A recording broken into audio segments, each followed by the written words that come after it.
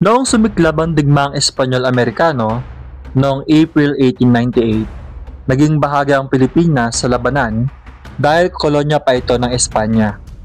Matapos talunin ng hukbong dagat ng Amerika sa pangunguna ni Commodore George Dewey ang mga Espanyol sa labanan sa Maynila Bay noong May 1, 1898, nagkaroon ng bagong mananakop na pumasok sa bansa.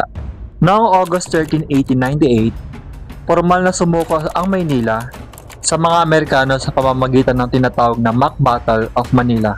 Dito nagsimula ang pagtatatag ng pamahalaang militar sa Pilipinas. Si General Wesley Merritt ang itinalagang unang military governor ng bansa. Sinundan siya nina General Elwell Otis at General Arthur MacArthur. Layunin ng pamahalaang militar: tiyakin ang kaayusan at kapayapaan matapos ang pagsuko ng Espanya, pamahalaan ang mga nasakop na lugar habang hindi pa natitiyak ang magiging pinal na kalagayan ng Pilipinas. Ipakita na hawak ng Amerika ang kapangyarihan sa bansa habang naghihintay ng kasunduan sa pagitan ng Amerika at Espanya.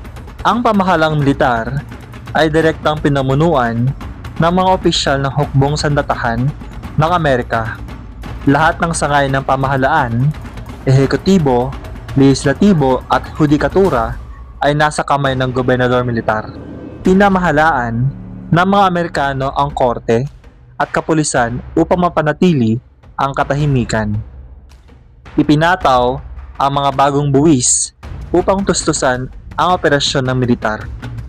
Mahigpit ang sensura at binabantayan ang mga kilusang makabayan upang hindi mag-alsa laban sa bagong mananakop. Bagamat tinulungan ng mga Pilipino sa pamumuno ni Emilio Aguinaldo at ng kanyang hukbo ang Amerika laban sa Espanya, hindi kinilala ng mga Amerikano ang kasalinlan ng Pilipinas na idineklara noong June 12, 1898 sa Kawit, Cavite. Hindi pinapasok ng mga Amerikano ang hukbong Pilipino sa Maynila matapos ang Mock Battle. Nagdulot ito ng tensyon at kalaunan ay humantong sa digmaang Pilipino-Amerikano na sumiklab noong February 4, 1899. Sa panahon ng digmaan, mula taong 1899 hanggang taong 1902, lalong pinatibay ng mga Amerikano ang pamahalaang militar.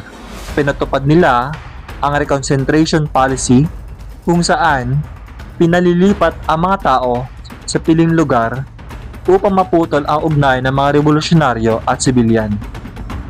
Maraming bayan at lalawigan ang nasa ilalim sa mahigpit na batas militar, kung saan libo-libong Pilipino ang nakaranas ng karahasan, pagkakakulong at pagkamatay. Maraming salamat po sa panonood. Huwag kalilimutang i-like ang video at mag-subscribe sa ating YouTube channel. Thank you!